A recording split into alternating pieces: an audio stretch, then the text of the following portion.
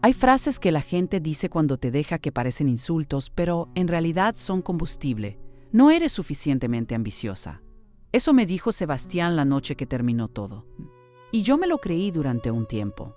Pero resulta que a veces la persona que te subestima es exactamente la persona que, sin saberlo, te está empujando hacia la mejor versión de tu vida.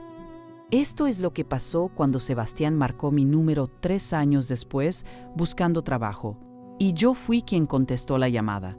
Me llamo Luciana, tengo 31 años, soy de Bogotá y soy la fundadora y directora general de una agencia de marketing digital que hoy tiene 42 empleados, clientes en 5 países y una facturación anual que prefiero no mencionar porque sé que suena a cuento y todavía a veces yo misma no me lo creo del todo. Pero para llegar aquí, primero tuve que pasar por Sebastián. Y eso, como todas las historias que realmente importan, empieza mucho antes del final. Lo conocí cuando tenía 24 años, en una conferencia de marketing en Medellín a la que fui, porque mi jefe de ese entonces no podía asistir y me mandó a mí como reemplazo de último minuto. Yo era asistente de comunicaciones en una empresa mediana, ganaba lo justo para pagar mi arriendo y mis gastos. Y tenía la clase de ambición que todavía no sabe cómo llamarse a sí misma. Esa sensación constante de que querías más, de que podías más, pero sin tener todavía claro el qué ni el cómo. Sebastián estaba en esa conferencia como ponente. Tenía 29 años, trabajaba en una firma de consultoría importante. Vestía bien, hablaba con una seguridad que llenaba cualquier sala. Era el tipo de persona que parece tener todo resuelto. Y yo, con 24 años y mi credencial de reemplazo de último minuto, me quedé completamente deslumbrada. Hablamos en el coffee break. Me preguntó en qué trabajaba, escuchó con atención, hizo preguntas inteligentes. Al final del día me pidió el número. Esa noche me mandó un mensaje que simplemente decía: fue la conversación más interesante que tuve hoy. Guardé ese mensaje durante meses. Nos hicimos novios 6 semanas después. Era una relación emocionante, de esas que al principio se sienten como una película. Viajes de fin de semana, restaurantes nuevos, conversaciones que duraban hasta las 3 de la mañana. Sebastián era brillante, estimulante y sabía exactamente cómo hacer que una persona se sintiera especial. El problema era que esa habilidad tenía una cara oculta. Sebastián también sabía, con la misma precisión, cómo hacer que una persona se sintiera pequeña, no de manera obvia, no con insultos directos, sino con esa clase de comentarios que se disfrazan de observaciones objetivas. Cosas como: ¿no crees que ese proyecto es demasiado grande para donde estás ahora? O yo en tu lugar no me arriesgaría todavía. Te falta experiencia. O mi favorito es que tú eres muy creativa. Pero el mundo de los negocios funciona diferente. Al principio lo tomaba como consejos. Después empecé a tomarlo como verdades. Y cuando eso pasa, cuando empiezas a ver tus propias ideas a través de los ojos de alguien que consistentemente las reduce, algo muy silencioso y muy dañino empieza a ocurrir en tu interior. Dejas de proponerte cosas.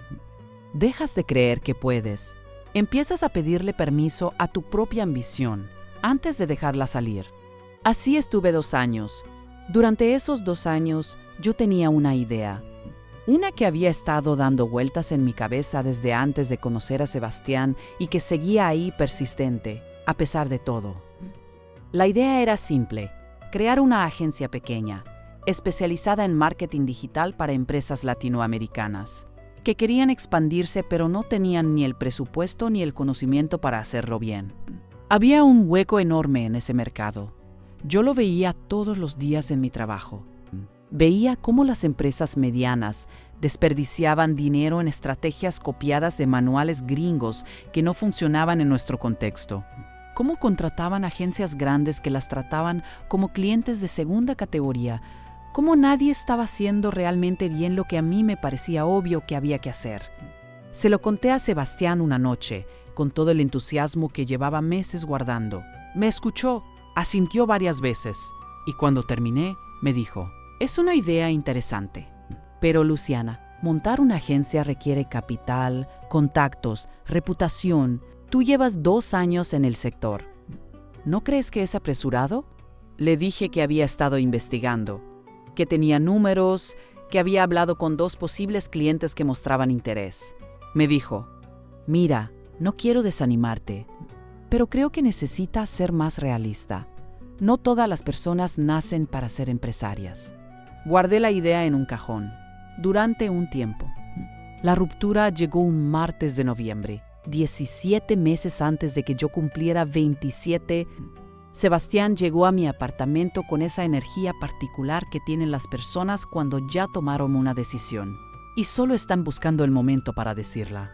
Me dijo que había estado pensando mucho, que nos quería, que yo era una persona maravillosa, pero que sentía que íbamos en direcciones distintas, que él estaba en un punto de su carrera en que necesitaba a alguien que compartiera su nivel de ambición, su ritmo, su visión de futuro. Le pregunté qué quería decir exactamente. Me dijo, Luciana, tú eres conformista y yo necesito a alguien que no lo sea. Conformista. Me quedé mirándolo durante un momento muy largo y luego, en lugar de defenderme, en lugar de decirle todo lo que estaba pensando, hice algo que en ese momento no entendí, pero que hoy reconozco como el primer acto verdaderamente inteligente de toda esa relación. Me callé. Le dije que entendía, que si eso sentía probablemente tenía razón, que le deseaba lo mejor, y cuando se fue, cerré la puerta. Me senté en el suelo de mi sala y estuve llorando aproximadamente 40 minutos. Y después me levanté, abrí mi laptop y empecé a escribir el plan de negocios que llevaba guardado en mi cabeza desde hacía 2 años. Los primeros 6 meses fueron los más difíciles de mi vida. Renuncié a mi trabajo 3 meses después de la ruptura. Cuando el plan de negocios ya tenía forma real y cuando el primero de mis 2 clientes potenciales firmó un contrato pequeño pero concreto. Era una empresa de ropa colombiana que quería vender en México y no sabía cómo posicionarse digitalmente en ese mercado. El contrato no era grande, pero era suficiente para empezar. Trabajé desde mi apartamento durante los primeros 4 meses. Tenía una silla incómoda, una mesa de comedor que hacía las veces de escritorio y un gato llamado Tostada que insistía en sentarse exactamente encima del teclado cada vez que yo intentaba trabajar. Dormía poco. Comía mal. Hubo semanas en que revisé mi cuenta bancaria con el estómago apretado haciendo cuentas mentales para ver si llegaba al siguiente mes. Pero también hubo algo más, algo que no había sentido en mucho tiempo, la sensación de que cada decisión era mía, que cada error era mío también. Claro, pero que cada acierto lo era igualmente, que nadie me estaba diciendo qué era posible y qué no, que el único techo era el que yo me pusiera. Esa sensación, una vez que la pruebas, es muy difícil de soltar. Al año de haber fundado la agencia, tenía 8 clientes y había contratado a mis primeras 2 personas. Una diseñadora y una especialista en pauta digital, las 2 más jóvenes que yo, las 2 con más ganas que experiencia, exactamente lo que necesitaba en ese momento. Les pagaba puntual. Eso era lo mínimo, pero también era lo más importante. Al año y medio, habíamos cruzado la frontera de los 20 clientes. Empezamos a trabajar con empresas de Perú, de Chile, de México. Contraté a 6 personas más. Alquilé una oficina pequeña en el norte de Bogotá, con una sala de reuniones que cabía justo para 8 personas, si nadie movía mucho los codos. Al cumplir 2 años, una revista de negocios colombiana publicó un artículo sobre agencias digitales emergentes en Latinoamérica y nos mencionó. No éramos el tema central, éramos una de 5 empresas en una lista, pero era la primera vez que aparecíamos en prensa. Imprimí ese artículo y lo puse en la pared de mi oficina. Todavía está ahí. La llamada de Sebastián llegó un jueves por la mañana, 3 años y 2 meses después de la noche en que me dijo que era conformista. Yo estaba en mi oficina revisando propuestas, cuando sonó mi celular con un número que ya no tenía guardado, pero que reconocí inmediatamente. Uno no olvida ciertos números, por más que quiera. Dudé un segundo. Luego contesté.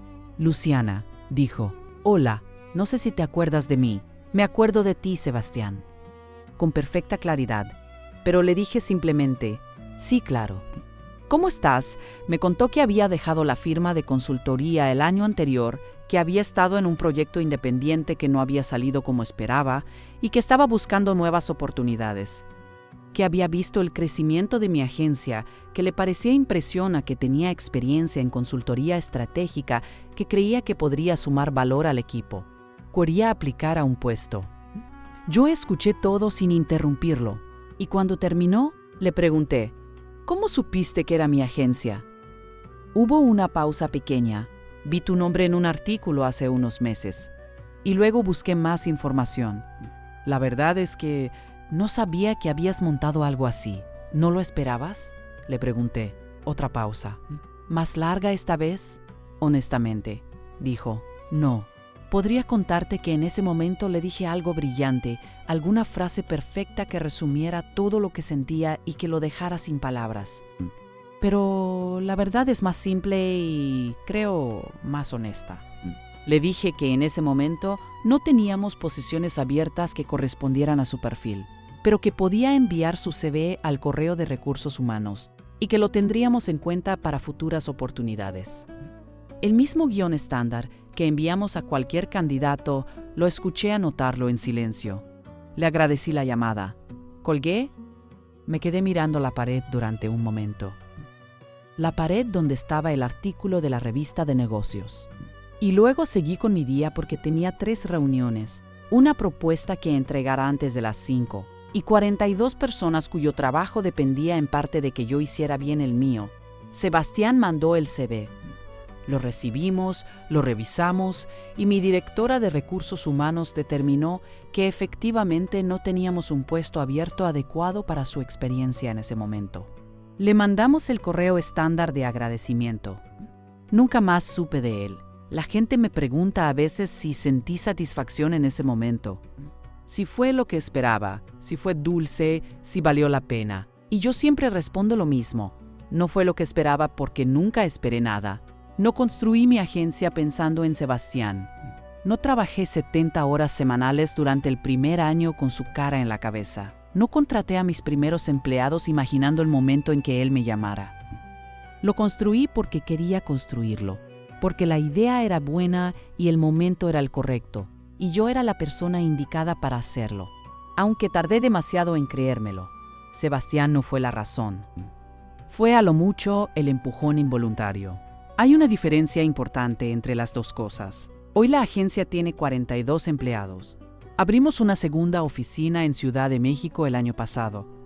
Tenemos clientes en Colombia, México, Perú, Chile y Argentina. Estamos en conversaciones para expandirnos a España, Tostada. El gato sigue conmigo. Ahora tiene su propia cama en la oficina, porque los empleados insistieron en traerlo cuando nos mudamos al espacio más grande. Es oficialmente el animal de compañía de la empresa y aparece en más de una foto del equipo. Duermo bien. Trabajo mucho, pero porque quiero, no porque tenga miedo. Tengo un equipo que me sorprende constantemente. Tengo clientes que llevan 3 años con nosotros y que llaman no solo cuando necesitan algo, sino también para contar cómo les fue. ¿Soy ambiciosa? Sí. Creo que siempre lo fui. Solo necesitaba dejar de pedirle permiso a alguien que no entendía lo que eso significaba. Y eso, al final, es lo único que importa. Lo que alguien piensa de tu ambición no define tu ambición.